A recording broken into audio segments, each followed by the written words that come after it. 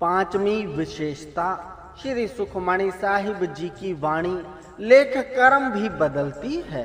हमारे कर्मों के जो लेख हैं वह हमें भोगने पड़ते हैं। जो बोया है सो काटना तो पड़ेगा ही।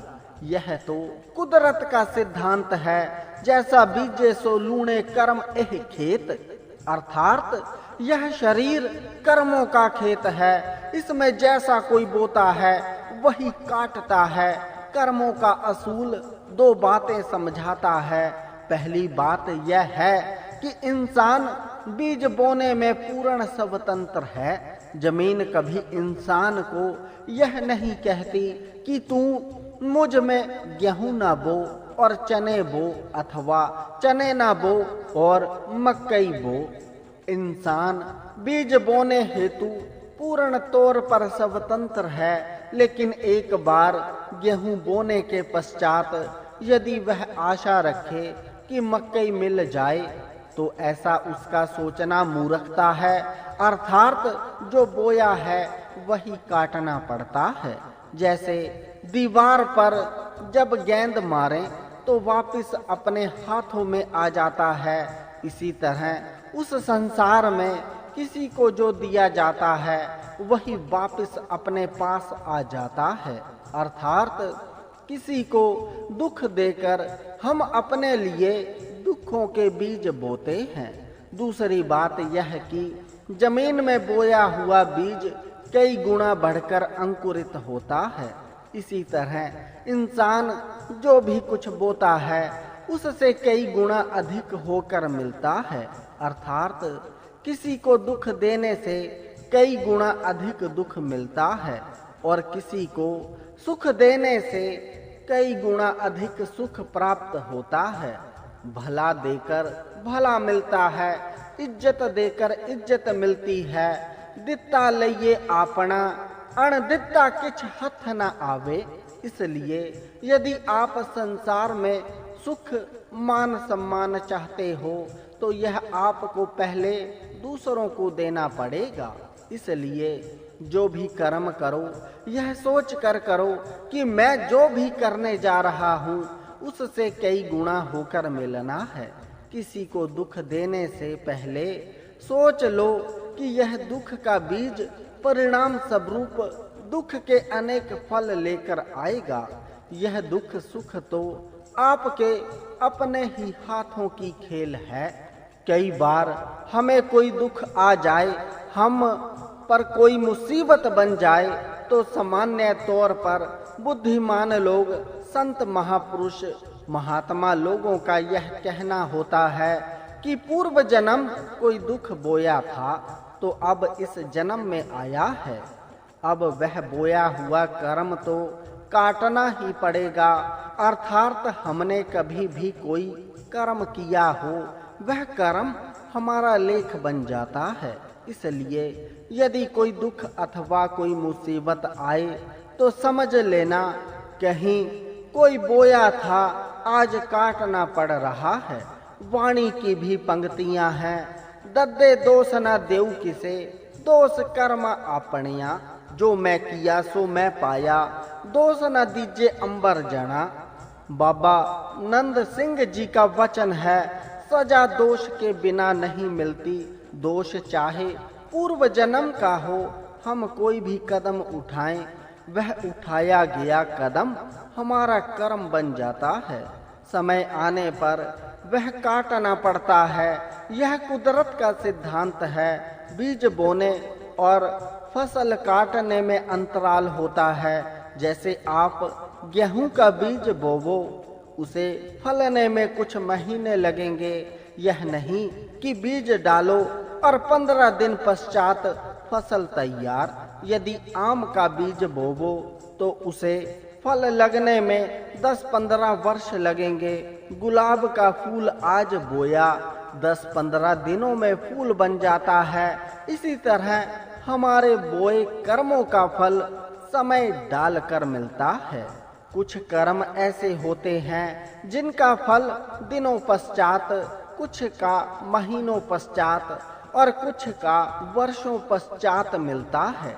कई बार हमारे किए कर्मों का फल हमें अगले जन्मों में भोगना पड़ता है। कई बार किसी से कोई ऐसा कर्म हो जाए जिसका फल 20-25 वर्ष पश्चात मिलना हो, पर उसकी आयु 2-3 साल ही रह गई हो, तो उसे यह लेखा अगले जन्म में देना पड़ता है। कुछ लोग नहीं मानते इस बात को, लेकिन यह कर्म ही है जो साथ साथ चलते हैं। बाबा जी हमें समझाने के लिए एक उदाहरण दिया करते थे।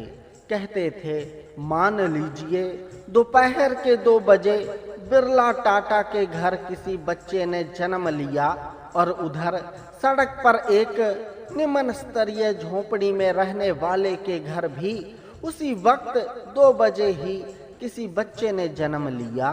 अब जिस टाटा बिरला के घर बच्चे ने जन्म लिया वह सोने के झूले में झूल रहा है, चांदी की बोतल में दूध पी रहा है और जन्म लेते ही बिरला टाटा की अरबों खरबों की संपत्ति का वारिस भी बन गया। आगे पीछे नौकर खिलाने हेतु, सेवा करते हेतु, जबकि दूसरी ओर जो बच्चा झोपड़ी में रहने वाली माँ के घर पैदा हुआ, उसकी माँ के पास उसे लपेटने हेतु कोई अच्छा साफ कपड़ा भी नहीं, दूध पिलाने के लिए शीशी भी नहीं। अब स्वयं अनुमान लगा लो कि इन दोनों बच्चों ने जन्म लेते ही कौन से पाप अथवा पुण्य कर लिए। यह सब पूर्व कर्म चले आ रहे हैं। आप देखते हो कि कई बार कई बच्चे जन्म से ही अपंग होते हैं। यह सब पिछले पाप कर्म चले आ रहे होते हैं जो भोगने पड़ते हैं। एक बार कोई बड़े गुरमुख सज्जन कथा कर रहे थे। उनके आगे किसी ने 10 दिनों का बच्चा लाकर रख दिया। उस बच्चे की ना टांगे, ना बाजू, ना हाथ, ना आंखें। उन्होंने बताया कि यह जन्म से ही इस तरह है, बताओ इसने क्या पाप किया है। सही मायनों में दोनों चीजें साथ साथ चलती हैं, कर्मों का खेत भी और शरीर रूपी खेत भी। उस बच्चे के शरीर रूपी खेत का समय पहले समाप्त हो गया, लेकिन कर्मों का खेत चल रहा था। कोई उसने ऐसे दुष्कर्म किए थे जिसकी सजाए उसे जन्म से ही भोगनी पड़ रही थी। आंखों से भी अंधा, हाथों से भी टुंडा, टांगों से भी लंगड़ा। दास ने कुछ विचार कर्मों के बारे में इसलिए व्यक्त किए हैं कि यह कुदरत का सिद्धांत है। कुदरत ने हमारा कोई लिहाज नहीं करना, जाने अनजाने चाहे कैसे भी जो कर्म हो गया वह हमारा लेख बन गया।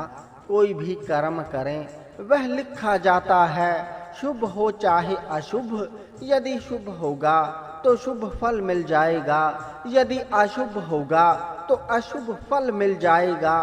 किसी ने ठीक ही लिखा है, तेरे जीवन का है कर्मों से नाता, तू ही अपना भाग्य विधाता। जैसी लिखेगा तू कर्मों की रेखा, तुझे देना होगा तिल तिल का लेखा।